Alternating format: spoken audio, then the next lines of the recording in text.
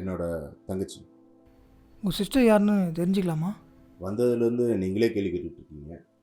First of all நீங்கள் எதுக்காக என்னை தேர்ந்தீங்கன்னு தெரிஞ்சுக்கணும். என் தங்கச்சியை பற்றி கேட்குறீங்க. டீட்டெயிலாக கொஞ்சம் சொன்னீங்கன்னா அதை பற்றி பேசலாமான்னு நான் முடிவு பண்ணுவேன். ஆஸ் அ கார்டியனா இதை நான் தெரிஞ்சுக்கணும்னு நினைக்கிறேன்.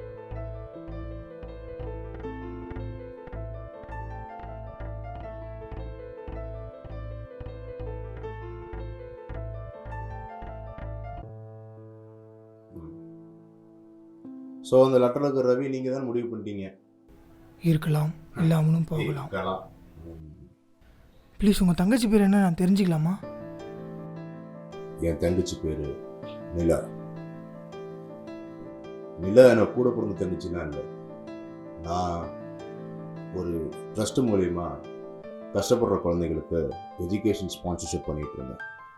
அதில் ஒரு பொண்ணு தான் நிலா, என் தங்கச்சி மாதிரி.